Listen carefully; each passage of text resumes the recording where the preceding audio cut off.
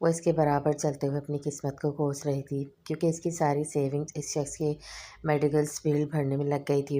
Hospital سے باہر نکل کر اس نے مصنوعی اسٹرک کے سہارے چلتے بندے کو گھور کر دیکھا تھا اور اپنی بائک کی طرف بڑھی تھی جب اسے محسوس ہوا وہ بھی اسی کے پیچھے آ رہا تھا۔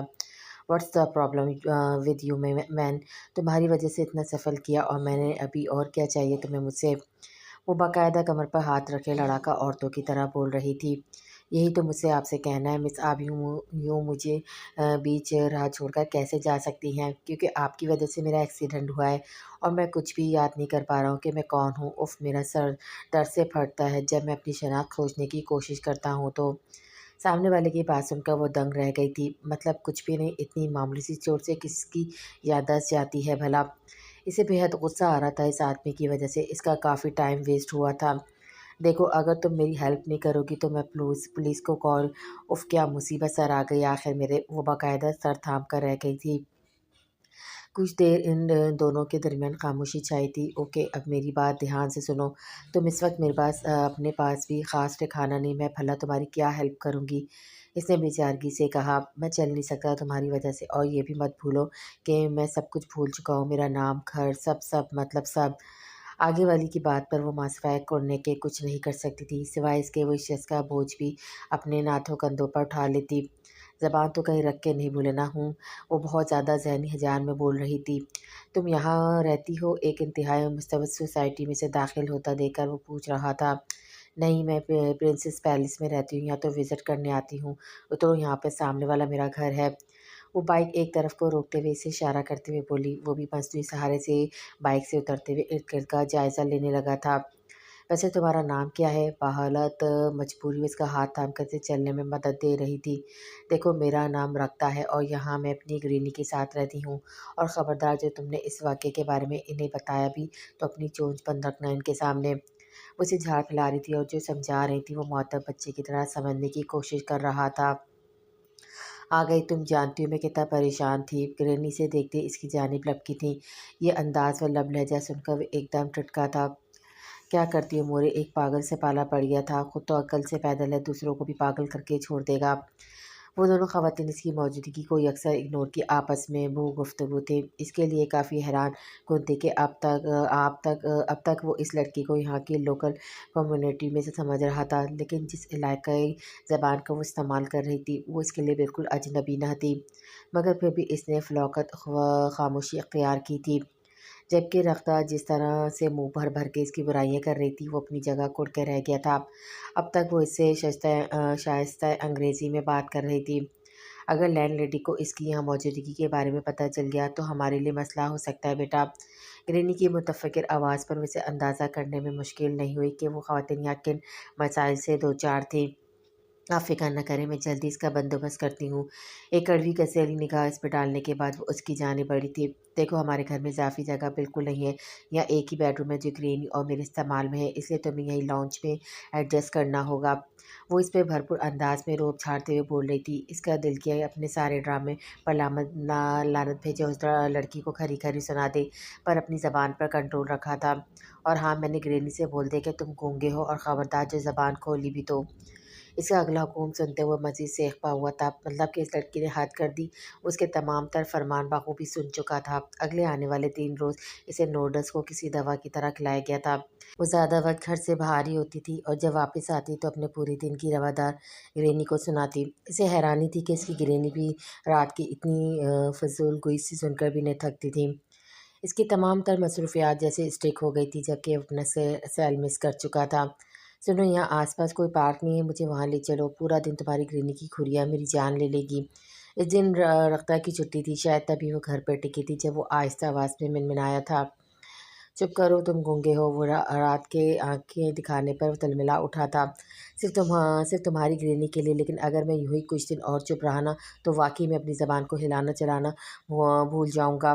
وہ تقریباً غصے کی شدت سے چلایا تھا جب رات نے اس کے منہ پر ہاتھ رکھا تھا۔ پاگل ہو گئے کیا؟ یہاں کسی کو نہیں پتہ تم یہاں رہ رہے ہو، ورنہ لینڈ لیڈی اس بلڈنگ میں بنا رجسٹریشن تمہارے رہنے پر رپورٹ درج کرا دے گی۔ اس کی گھوریاں گرنی سے بھی زیادہ خطرناک تھی۔ اوہو، تو میں انہیں بتا دوں گا کہ تمہاری وجہ سے میں شٹ اپ، یہ دھمکیاں دینا بند کرو، اور رہنا تو ایسے رہو ورنہ دفعہ ہو جاؤ، ویسے بھی تمہارے ٹھیک ہونے کا انتظار کر رہی ہوں میں۔ رق کا سرخ پڑتا چہرہ بار بار اپنی چھوٹی چھوٹی آنکھوں کو سکوڑ کر سے دیکھنا اسے انتہائی محفوظ کر رہا تھا، اور اس کے بعد اسے رات کا بولنا اچھا لگ رہا تھا، وہ تبھی اسے کھرید کر باتیں کر رہا تھا۔ اس کے بعد ہاں آئیڈیا اس کے بعد سے پہلے کیوں نہیں؟ رات کو جیسے اچانک کچھ یاد آیا تو تبھی چٹکی بجاتے اپنا سیل فون اوپن کیے اس کے سامنے کیا۔ وہ چونکا تھا۔ کیا کرنے لگی ہو تم؟ اسے اپنے ارد گرد گھومتے دیکھ کر وہ پریشان ہوا تھا۔ کبھی کبھی اس لڑکی کی حرکتیں سمجھ سے باہر ہوتی تھیں۔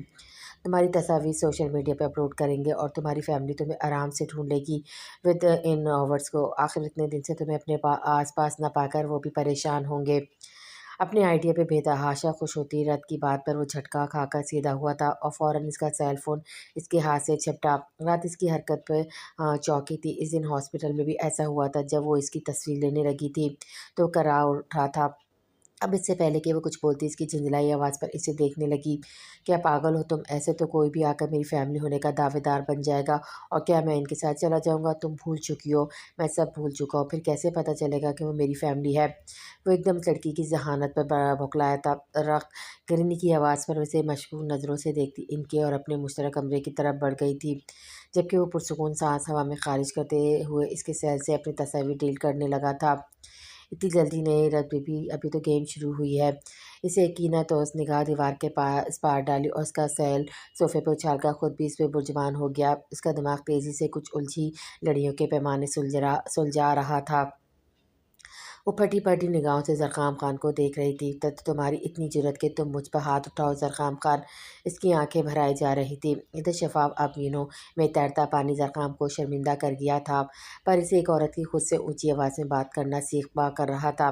ہاں اٹھایا ہاتھ مہر بی بی، کیونکہ آپ بار بار خان کی غیرت کو للکار رہی ہیں۔ وہ لال بھوکا چہرہ لیے اسے اپنی سرد نظروں سے دیکھ رہا تھا۔ مہر اپنے رخسار پہ ہاتھ رکھے اس کے جلن کا احساس بخوبی محسوس کر سکتی تھی، جب ایک دم ہی اسے بازو سے پکڑے اپنے بے حد قریب کر گیا تھا۔ مہر اجنبی نظروں سے دیکھ رہی تھی۔ میں اس بات سے لائن ہوں کہ محبت کیا ہے، نہیں معلوم کیسے معیار ہیں، کیا واجبات ہیں اور کون سے فرائض ہیں، مگر میرا دل کرتا ہے کہ میں ہمیشہ آپ کے ساتھ رہوں مہر بی بی، آپ کا بہترین ساتھی بن کر۔ زرخام خان کی خواہش سن کے اس کے جسم میں سنسنی سی دوڑی تھی، جبکہ زرخام نے اس کی آنکھوں سے برستے آنسو کو اپنی انگلیوں کی پوز پر لیا تھا۔ آپ کی آنکھوں میں منظر دھند لانے لگے تو اپنی بصارت آپ کو پیش کر دوں؟ زرخام نے ان آنسوؤں سے پر اپنی نرم انگلیوں کو اس کے لبوں سے مس کیا تو اس کی جسارت پہ وہ لرز اٹھی تھی۔ آپ کی آواز لڑنے لگی ہے تو اپنا لہجہ آپ کے حوالے کر دوں؟ سورج کی تپش بڑھنے لگے تو کسی مانوس بادل کا سایہ آپ کا ہم سفر کر دوں؟ زخام کی آواز کا سحر سے ایک دم اپنے حصار میں لے گیا تھا تو وہ دم بخت سی چہرہ اوپر کیے اسے دیکھنے لگی۔ اس کا لال رخسار پر چھائی سرخی سے زرخام کو اپنی جذبیات پر شرمسار کیا تھا۔ تبھی ذرا سا جھکتے اپنے لب پہ ان رخساروں پر جمائے اس کے گرد بازو کا حصار بناتے اپنی مضبوط پناہوں میں لیا تھا۔ آپ کے زخموں میں اپنی تمام تر مسائل اٹھا دوں، آپ کا جسم سرد پڑنے لگے تو اپنے لہو کی تمام تپش تمہارے رگوں میں اتار دوں۔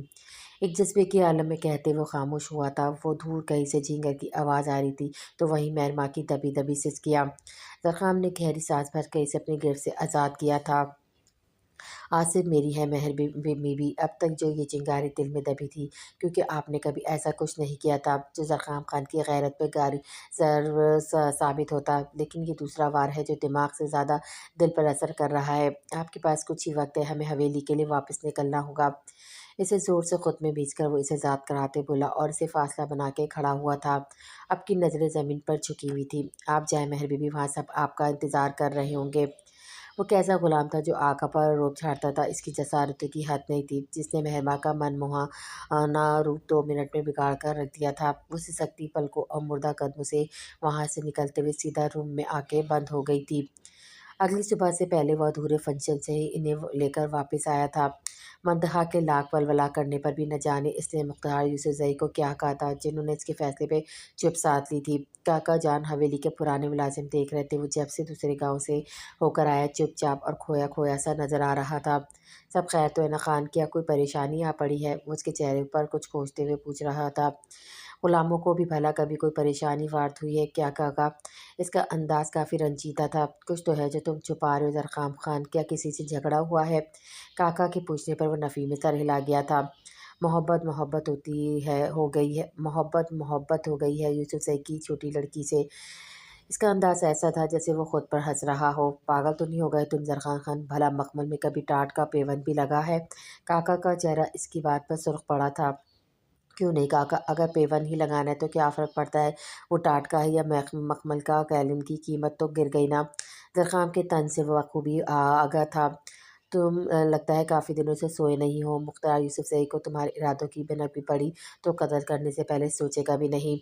کاکا جان اسے وارن کرنے کے انداز میں کہتے کھڑے ہو گئے تھے، جبکہ اس نے آنکھیں مونتے ہوئے گاؤں تکے سے ٹیک لگائی تو چھم دو روئے نین آنکھوں میں سمائے تھے۔ وہ شکوہ کرتے ہوئے اس کی حد درجہ جسارت اس پر بے حد شکوہ گنا۔ وہ بے چین سا اٹھ بیٹھا تھا، کچھ سوچ کے حویلی کی حصے میں بڑھا تھا، مگر راستے میں مختار یوسف زئی کا بلاوا آ گیا تھا۔ ارے زرخام آؤ آؤ، ہم تمہارا ہی انتظار کر رہے تھے۔ گھر کے داخلی ڈرائنگ روم میں بیٹھے مختار یوسف زئی سے اسے دیکھ کر بولے تو اس نے ایک نگاہ کاکا پہ ڈالی جو ان کے قدموں پہ بیٹھے تھے۔ جی خان حکم۔ اس کی نگاہ کاکا خان پر جبکہ توجہ مختار یوسف زئی پر تھی۔ ہماری بہن مائرہ یوسف زئی کو تو تم جانتے ہو نا، ان کا بیٹا سفیان یوسف زئی ابھی باہر سے پڑھ کر آیا ہے۔ اس کے اور مہماں بیٹی کے رشتے کی بات ہم نے فائنل کی ہے تو تم جانتے ہی ہو کہ آگے کیا کرنا ہے۔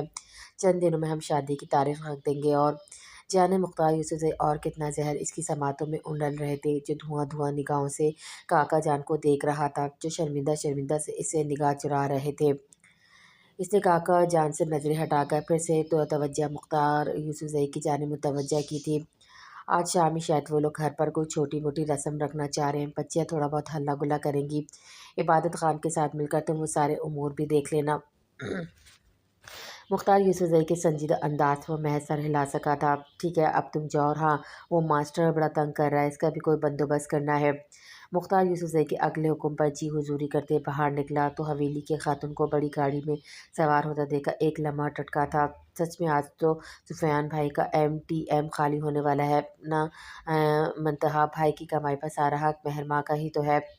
بینا یوسف زئی کی ایکسائٹمنٹ سے بھرپور آواز پر اس کا شرما کے سر جھکانا زرخام کی آنکھوں میں نمی بھر لایا تھا۔ ابھی تو اس کی محبت کی کوپلیں پھوٹی تھی اور مالی نے انہیں کاٹ دیا تھا۔ وہ کونی تک آتی آستینوں سے آنکھیں رگڑتا تیزی سے ان کے پاس سے گزرا تھا۔ گاؤں کے راستے میں پڑتی اونچی نیچی پگڈنڈیوں پہ جانے کیسے وہ چل رہا تھا۔ محبت راز ہوتی ہے، اسے افشا نہیں کرنا۔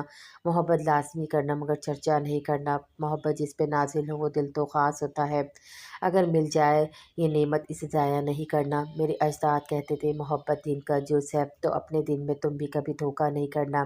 اگر عزت محبت میں کبھی بھی ایک بچتی ہو تو پھر عزت بچا لینا بہت سوچا نہیں کرنا۔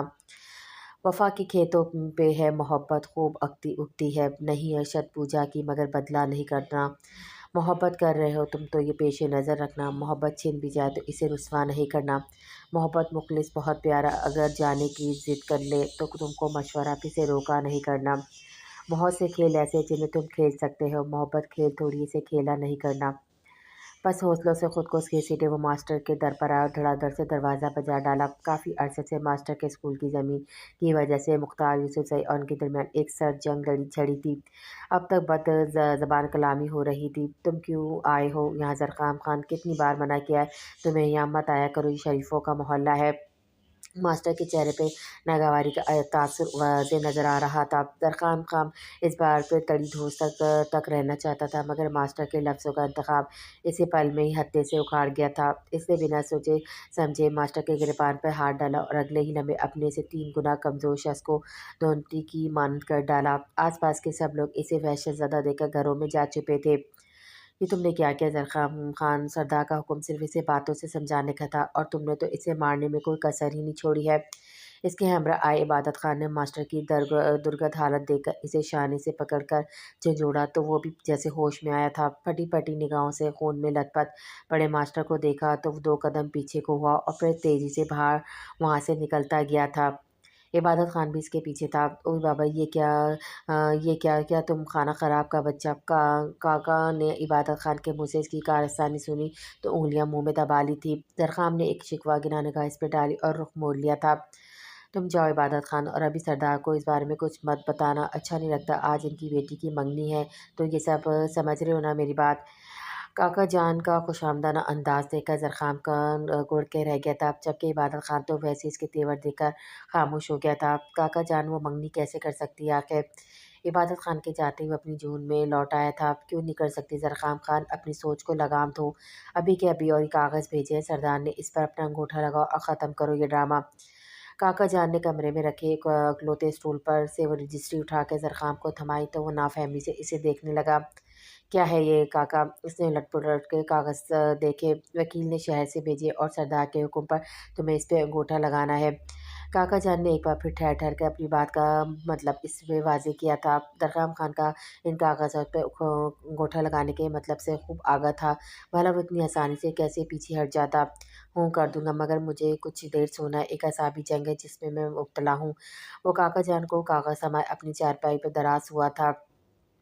सरदार की हुकूमत की सज़ा इसे वाक़या से वाकिफ़ होना तो काका जानने जाते हुए इसे तंबिया की थी। बिना जवाब दिए सर निगोड़े पड़ा रहा था। वो बेहद परेशान सी होटल में दाखिल हुई थी। ये जगह-जगह डिलीवरी से तो इसे बहरकैफ़ी मुनासिब लगा था कि वो किसी एक जगह पर टिक कर जॉब कर लेती और वहीं दिमाग के एक कोने में इस बोझ ज़दा शख़्स का सोच-सोच कर अज़ियत में मुब्तला थी।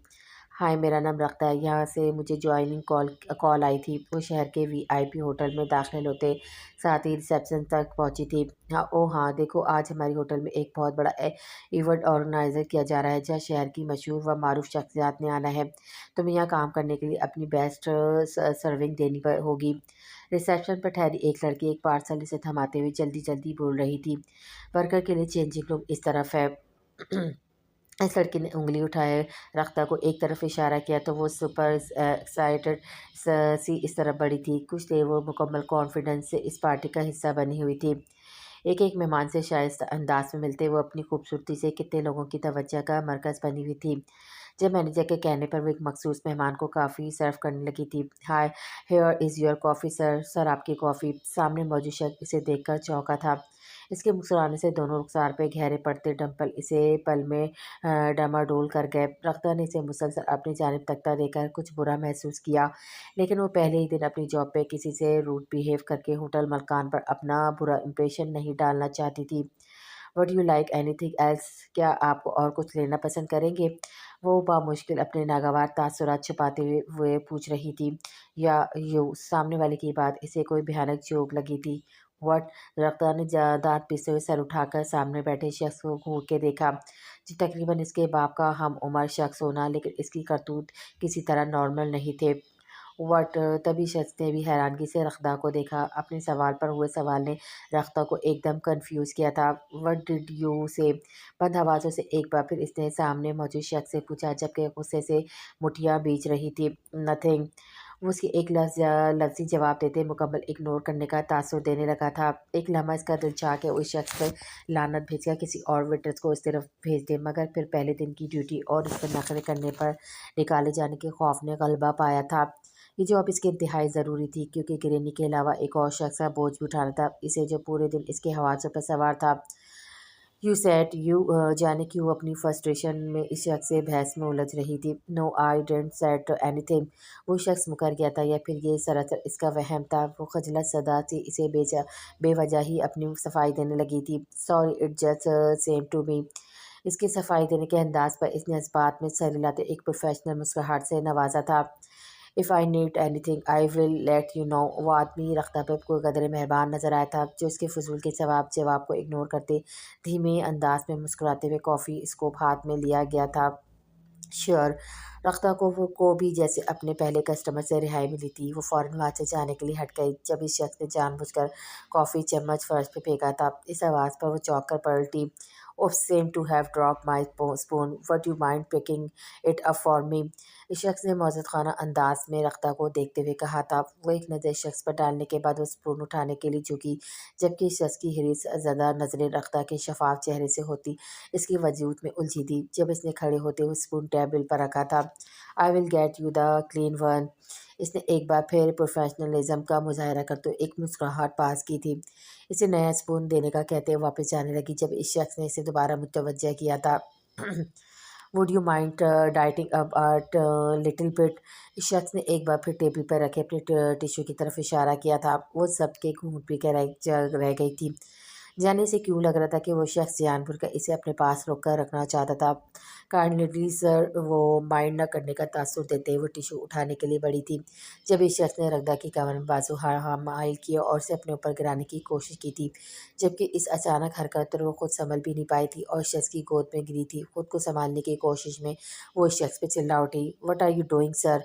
इसका बस नहीं चल रहा था। वो सामने बैठे इधर उधेड़ उम्र शख्स का चेहरा थप्पड़ों से लाल कर देती, जबकि वो इसके अंदाज पे ठठाई का मुजाहरा करता हुआ हंसने लगा था। "Come on Sweety, stop it, come on, you love it." इसका अंदाज बेबाक बातें रख्ता के कानों की लू तक सुर कर गई थी। जब एक बार फिर इसकी शख्स ने खड़े होते हुए रख्ता की जानिब हाथ बढ़ाया था, "I am going to call security", तब इसकी धाड़ और वलवले पे होटल मैनेजर वहाँ भागा चला आया था। "Why are you yelling, Mrs. Rakhta? What's going on?" Manager का चेहरा पर रख्ता के लिए साफ नागवारी दिख रही थी, क्योंकि सब लोग इनकी तरफ मुतवज्जा होने लगे थे, जो उसकी होटल की रिपुटेशन के लिए बिल्कुल मुनासिब नहीं था। शायद, "sir, this man was just hitting on me." शायद पहली बार वो इतनी कमज़ोर पड़ी थी जिसकी आंखों से अपनी हतक पर फ़ौरन आंसू निकलने लगे थे। इसकी बात सुनकर मैनेजर कुछ धीमा पड़ा था, जबकि सामने बैठा शख्स मुसलसल मुस्कुराते हुए रफ्तार को सुलगा रहा था। "Come on, what the big deal it is? You should be so lucky that a fine man like Mr. Charis has given you any attention at all." Manager की बात सुनकर इसे धचका लगा था। इस शख्स इसे हरासा कर रहा था। क्या ये मैनेजर के लिए बिग डील नहीं थी? वो यकदम मैनेजर की शक्ल देखने लगी, जबकि मैनेजर की शक्ल देखकर लग रहा था वो रफ्तार से ज़्यादा सामने बैठे शख्स को सफाई पेश कर रहा था, और ऐसा ही कुछ इसकी अगली बात में था। "Look mister चैरिस, I am so sorry, okay? She is a new here, she does not really now the rules and how things work here, okay? I am really sorry." Manager की बार-बार की जाने वाली माफ़ी तलाफ़ी की बातें और अंदाज़ ये बता रहे थे कि वो कोई आम शख्स नहीं था। रख्ता का दिल चाह रहा था वो मैनेजर को भी शूट कर दे, जो अपनी एम्प्लॉई को सेफ्टी देने की बजाय इस शख्स के सामने बिच-बिच जा रहा था। "Wait, you are the manager here, control your staff, okay? Let them now not to rays their voice to me if you don't mind." इस शख्स का रूप झाड़ता हुआ अंदाज़ और उस पर मैनेजर की जी हुज़ूरी का अंदाज़ रख्ता को जी-जान से जला गया था। "Yes sir, no of course, you are right, let me get you another waitress." वो खुशमानदाना अंदाज में बोलते इसने फ़ौरन दूसरी लड़की को बुलाया था और रख्ता को कोहनी से पकड़े एक तरफ किया। वो लड़की किसी ताबे की मन इस शख्स की गोद में आके बैठी थी। "आई thinks we have talk now", वो रख्ता को आंखें दिखाते हुए अपने साथ आने का कह रहा था। इसे यकीन था कि ये पहला दिन इसका यह आखिरी दिन साबित होने वाला था, और वो खुद ही इस नौकरी को छोड़ने का सोच चुकी थी। बजाय मैनेजर के पीछे जाने के वो फ़ौरन ड्रेसिंग रूम में आई थी। "रख्ता, कहाँ जा रही हो तुम? अभी फंक्शन ख़त्म नहीं हुआ।" और वो इसकी मुकामी दोस्त थी, जिसकी मार्फत रख्ता को इस जॉब का पता चला था। शैला, वो मिस्टर क्रॉस, वो इसे आज के वाक़ये मुतालिक बताने लगी थी। "रख्ता, तुम जानती नहीं, वो इस होटल के मालिक का बेहतरीन दोस्त है। हर रोज़ धड़ल्ले से वैसा करता है। अब तक तो हम सब आदी हो चुके हैं। ये जॉब छोड़ना बेवकूफ़ी साबित होगी, क्योंकि तुम्हें पैसे चाहिए।" और शैला इसे समझाना चाह रही थी। "मैं पैसों के लिए इस कदर गिरा हरकतें बर्दाश्त नहीं कर सकती शैला। मैं डिलीवरी गर्ल की ही जॉब कर लूँगी।" वो इस वक्त बेहद जज्बाती हो रही थी, जिस पर शैला के समझाने ने भी असर नहीं छोड़ा था।